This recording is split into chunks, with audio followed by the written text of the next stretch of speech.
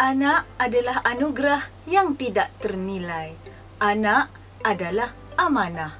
Anak juga ujian dari Allah kerana mereka adalah harta yang paling indah dan berharga bagi ibu bapa di dunia maupun di akhirat.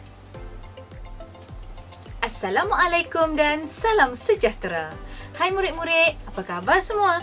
Saya Cikgu Arifah Raedah, guru sains anda untuk hari ini. Topik yang akan kita pelajari pada hari ini adalah Bab 4, Pembiakan Tingkatan 1, iaitu Kitar Haid. Terdapat beberapa fakta penting yang murid-murid perlu tahu dan faham tentang haid dan kitar haid. Haid merupakan tanda bermulanya kitar haid bagi setiap perempuan. Perempuan akan mula mengalami haid apabila mencapai akil baligh.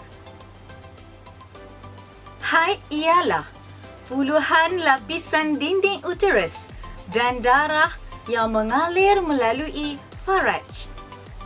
Kitar haid pula merujuk kepada satu siri perubahan yang berlaku pada dinding uterus dan ovari. Kitar haid juga melibatkan pembentukan dan pembebasan telur yang matang. Kitar haid dikawal oleh otak dan sistem endokrin yang membebaskan hormon. Perempuan normal mengalami kitar haid kira-kira 28 hari dan berbeza-beza mengikut individu. Murid-murid tahu tak? Terdapat beberapa faktor yang mempengaruhi kitar haid seperti pengambilan nutrien, perubahan berat badan secara mendadak, perubahan emosi dan tekanan mental. Mari cikgu tunjukkan fasa-fasa dalam kitar haid. Terdapat 4 fasa-fasa dalam kitar haid, iaitu pada hari pertama sehingga hari kelima dinamakan fasa haid. Ketika ini, lapisan dinding uterus, salur darah dan ovum yang tidak tersenyawa terluluh dan disingkirkan apabila haid bermula. Manakala pada hari ke-6 sehingga hari ke-11 dinamakan fasa pemulihan. Ketika ini, dinding uterus mula dibina semula dan menebal. Salur darah pada dinding uterus mula terbentuk dan bersedia untuk menerima penempelan sel yang telah disenyawakan.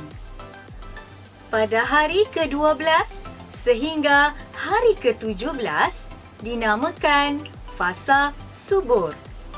Ketika ini, ovum dibebaskan dari ovari pada hari ke-14 kitar haid, iaitu pengovulan.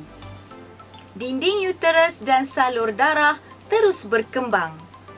Jika pada hari ke-14 ada sperma yang masuk, persenyawaan mungkin berlaku. Seterusnya ialah pada hari ke-18 sehingga hari ke-28 yang dinamakan fasa pra-haid. Ketika ini, dinding uterus terus menebal dan kaya dengan salur darah. Jika berlaku persenyawaan, penempelan embrio akan terjadi di dinding uterus. Kitar haid akan berulang semula sekiranya persenyawaan tidak berlaku. Kebersihan adalah sebahagian daripada iman. Setiap wanita harus menitik beratkan kepentingan mengurus kebersihan diri semasa haid.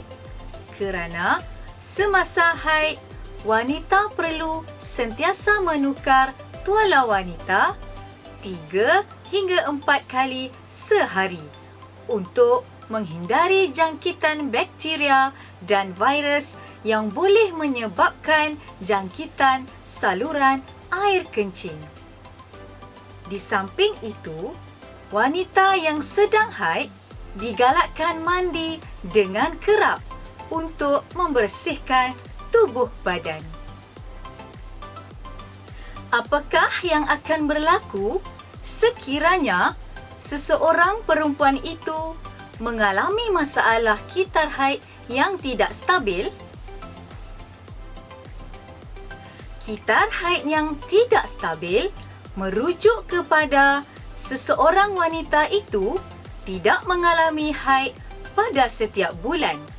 Kitar haid yang terlalu panjang atau terlalu pendek dan fasa haid yang melebihi 15 hari.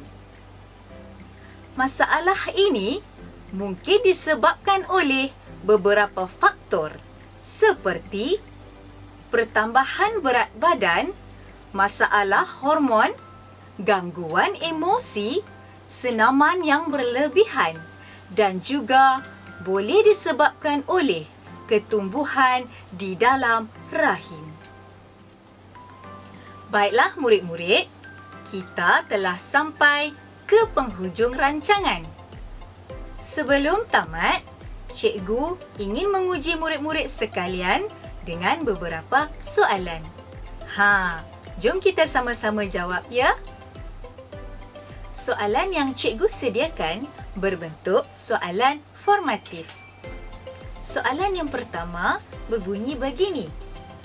Huraikan secara ringkas maksud kitar haid. Ya, jawapannya ialah kitar haid bermaksud satu siri perubahan yang berlaku pada dinding uterus dan ovari di mana ia melibatkan pembentukan dan pembebasan telur yang matang. Soalan yang kedua berbunyi begini. Apakah pengovulan dan di manakah biasanya pengovulan berlaku? Ya, jawapannya ialah pengovulan ialah proses pelepasan ovum yang telah matang dari ovari dan ia berlaku di ovari. Soalan yang ketiga pula iaitu soalan yang terakhir berbunyi begini. Bilakah pengovulan berlaku? Jawapannya ialah pengovulan berlaku semasa fasa subur di mana sekiranya sperma hadir ketika ini, persenyawaan mungkin boleh berlaku. Baiklah murid-murid sekalian, berakhirnya soalan tadi, maka tamatlah sesi pembelajaran kita pada hari ini. Teruskan pembelajaran walau di mana sahaja kita berada kerana dunia kini hanya di hujung jari. Terima kasih kerana menonton dan cikgu berharap ianya dapat membantu murid-murid di dalam kelas dan di dalam peperiksaan.